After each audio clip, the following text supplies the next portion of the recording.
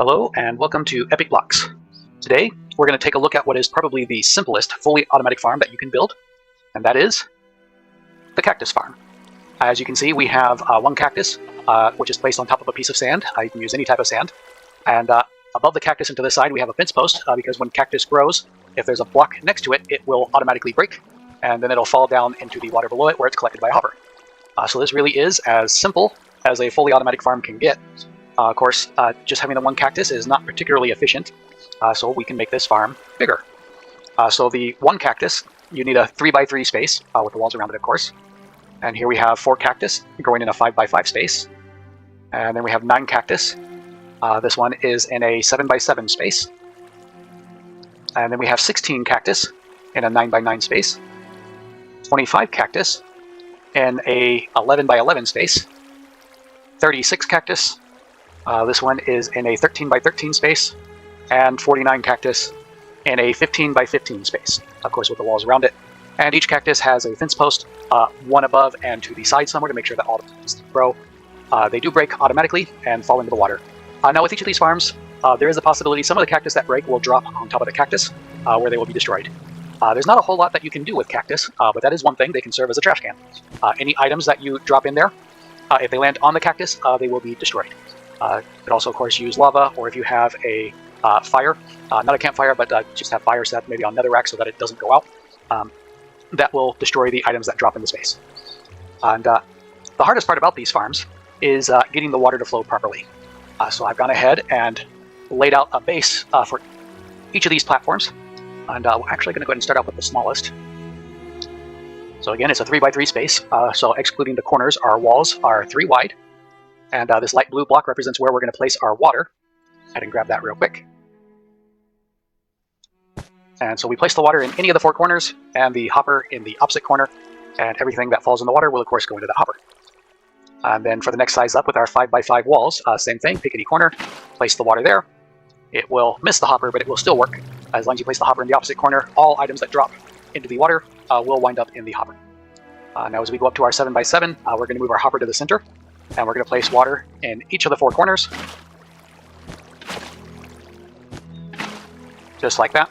And you can see all of our water is flowing towards the center, so no matter where any of those cactus blocks drop, or anything else for that matter, it will flow into the hopper. And here as we move up, what size are we at? So this is our 9x9. Once again, we're just going to place water in each of the 4 corners. And much like the 5x5, the water is not actually going to flow over the hopper, but it will flow right up to the edges, so everything will fall into the hopper. Now as we move up to our 11x11, we're going to have to actually put our water up a little bit higher. And so we've got a 3 blocks in a, call it a V shape, I guess. And we place the water on the back corner. And do the same thing over here. And in the 4th corner. And, oops, fill that in again. Oh. Once again, it's not actually going to flow over the hopper, but everything will flow into it. And now, for this one, our 13x13, we see I've marked off these darker blue blocks. We go ahead, we're going to break those for now. And we're going to place our water in the corners.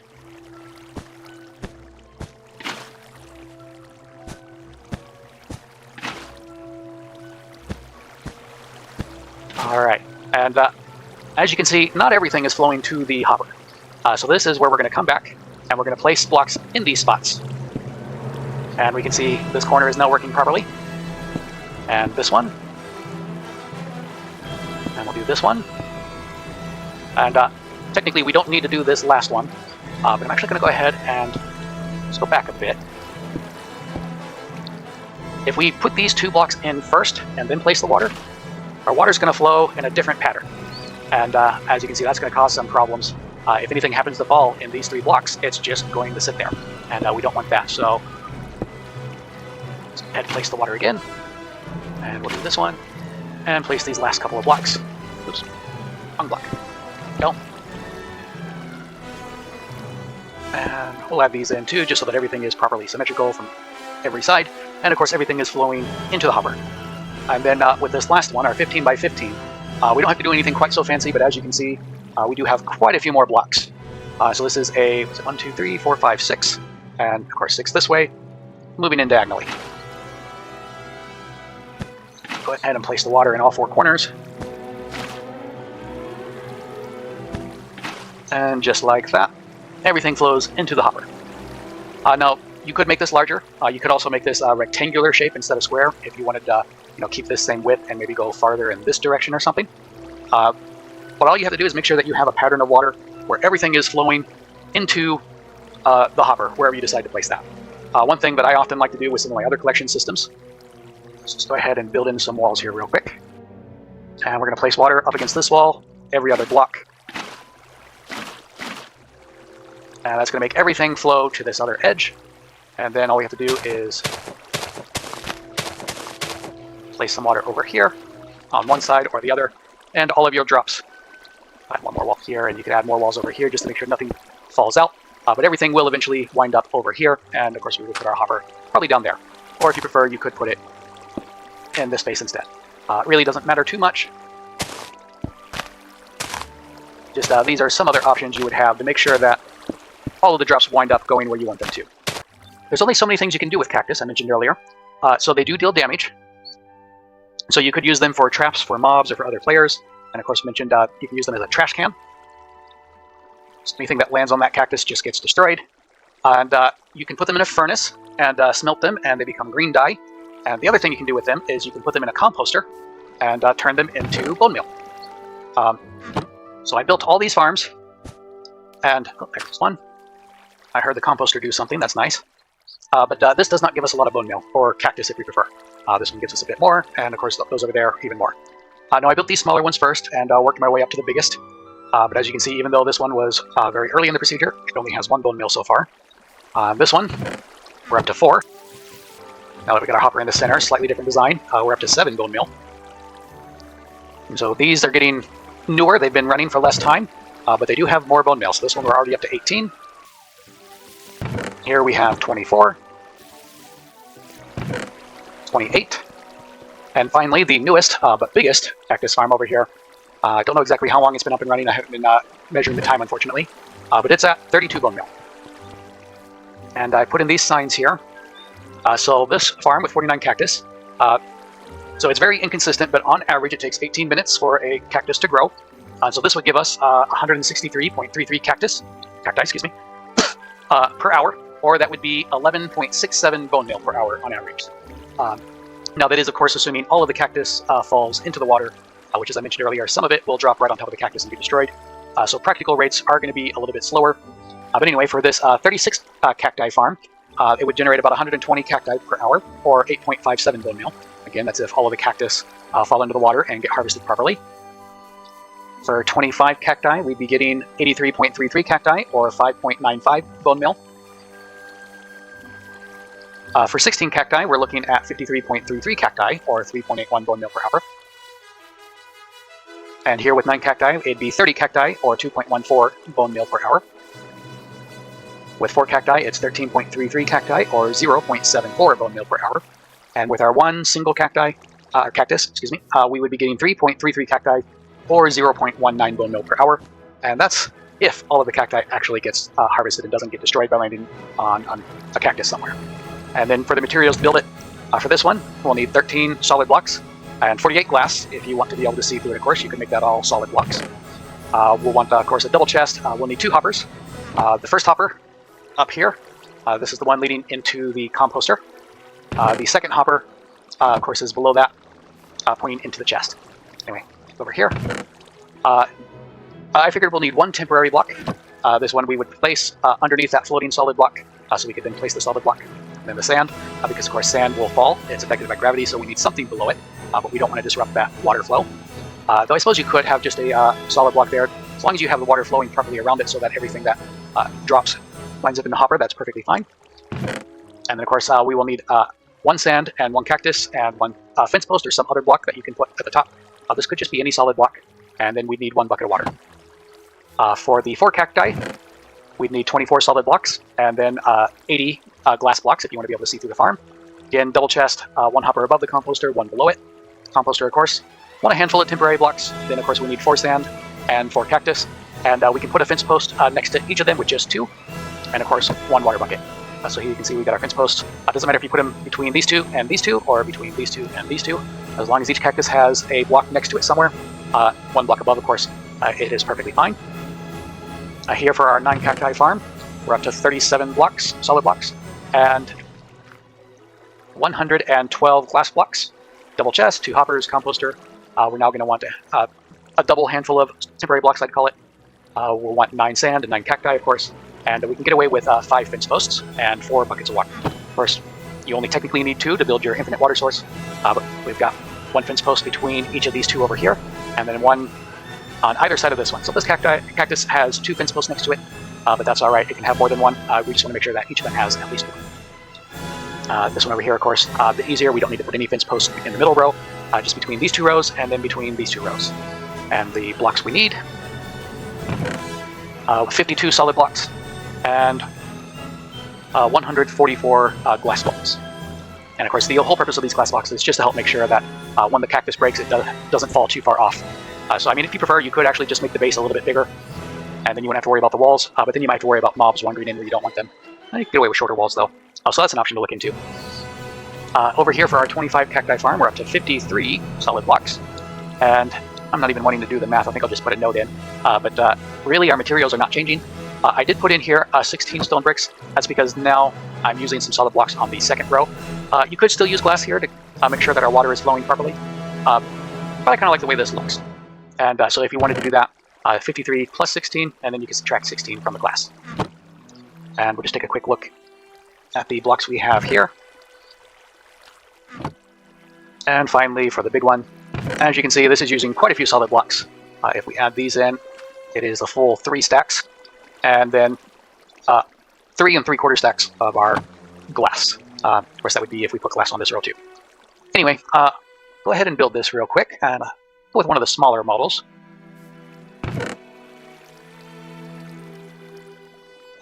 Let me just put it there. Oh, and we'll jump into survival mode. And now this farm will not work in a spawn chunk if you leave the area. You do have to be in the area for the random ticks to trigger the cacti to grow. So it doesn't really matter if you align this with a spawn chunk properly or not. Oh, I'm doing 7.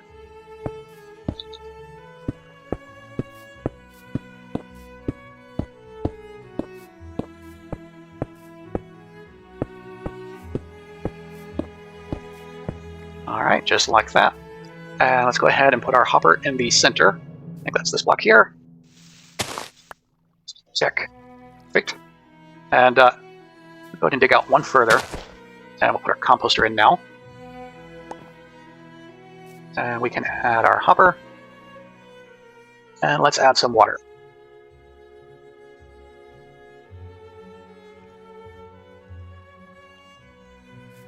Alright, so corner.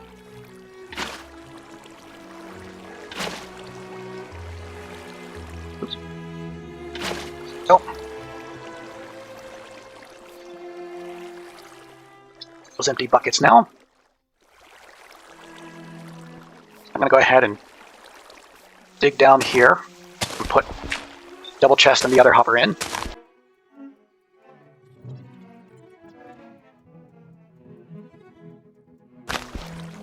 I'll put my hopper in, pointing into this block, and dig out a few blocks here for our chest.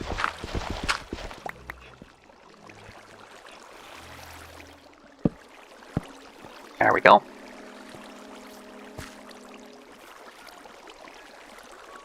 Alright, and go ahead and place a temporary block there.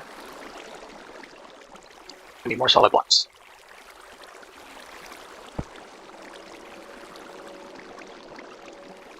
And I'm going to work my way around this circle here, alternating solid blocks and temporary blocks.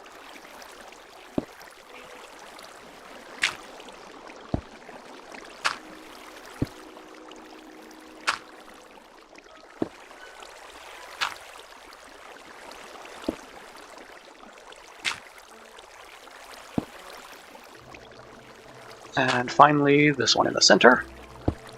There we go. So we can put sand on top of each of these solid blocks.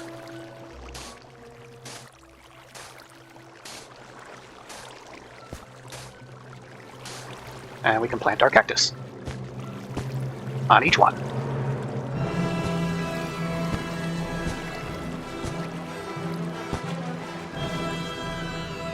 Alright, and let's go ahead and break these temporary blocks.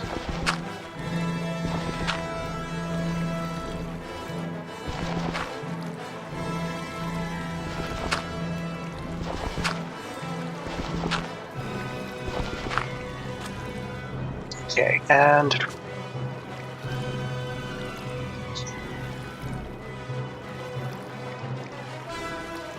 should be able to plant this if I can get the timing and the... I don't know why that doesn't seem to want to work. Let me try... That works. Go.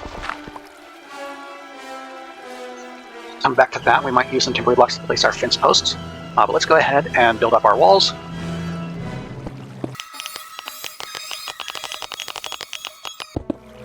I'll leave that last one open. That'll just be an easy exit for us. Let's grab our fence posts. And I'm going to place a temporary block here, and a fence post, and a temporary block, and a fence post, temporary block, and it's there.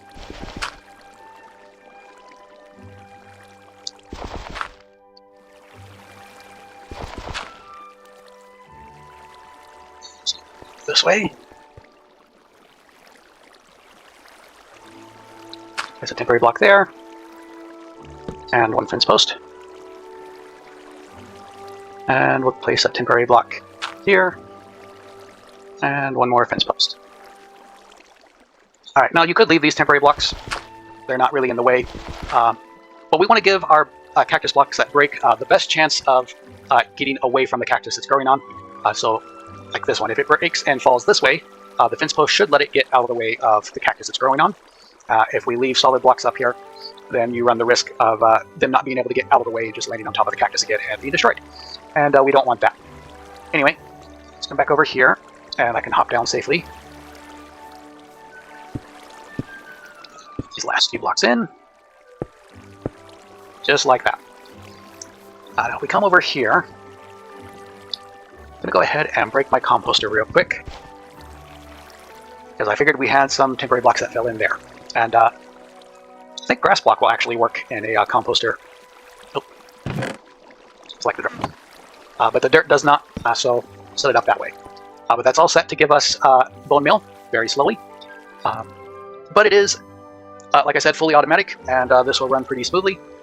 And it really is about the simplest fully automatic farm you can build. And you'll see some people who add a second tier onto this. You got two problems that I see with that, though it is, of course, doable. Let's go back into creative mode real quick, just so I can demonstrate a couple of things. So while Cactus doesn't like items next to it, you can put items above it, and that Cactus will still grow. It'll break because of the fence post, but if we get rid of that fence post, the Cactus will grow and it'll be just fine here. So we can put solid block, and sand, and Cactus, and add another fence post up here somewhere.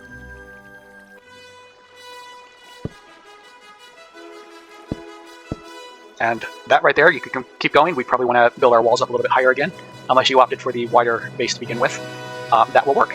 But now we've significantly increased the odds that our Cactus, when the next level breaks, it's going to fall. It could fall on this Cactus where it was, or it could come this way. It could land on this Cactus. It could go off this way, land on this Cactus. It could also land on top of the fence post. And we can't just build a solid line up, because that will break the Cactus. So this will work, but it is going to give us diminished returns. A higher percentage of our Cactus drops are not going to make it into the water and into our collection system. The alternative is to cover all of this over. Some of these extras real quick.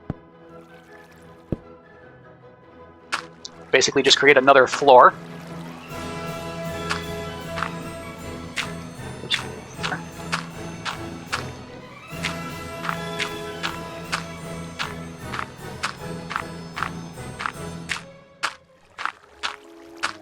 Alright, so we create a floor, and we could add some water. Now, especially for these smaller farms, to make sure that the water doesn't get awkward, you'd probably want to put some signs to keep it from flowing over the edges. And then you would need above the water to put your solid block, sand, and cactus, and then of course place your fence posts accordingly. So now when this cactus grows, it'll break, and of course as long as it doesn't land on itself, it would fall into this floor here. If we have our flowing water, it'll push it over to the edge, however we set that up, and it'll fall down into that water collection system. But if you're putting this floor in, why don't you just build another cactus farm, I figure. Now if you're limited on space and you just want to build vertically, that's probably your best bet. But if you're building all that floor in, I figure I'd rather use the floor that's already here. Anyway, that is the cactus farm. Pretty much as good as you can get. It is very simple, straightforward. It is fully automatic. Anything here? Nope, still at 4. And it will slowly give us bone meal. You can make this as big or as small as you want. It is fully automatic and will run. But even with these big ones, it's not giving you a lot of bone meal. If you wanted to use the green dye, some people like that method for getting experience, because smelting the cactus into green dye does give you more experience than smelting pretty much anything else, at least in Java. But it's still slower than the XP farms that I did in some of my previous videos. So I wouldn't generally do that myself. Certainly an option, but I think the best use of cactus is bone meal.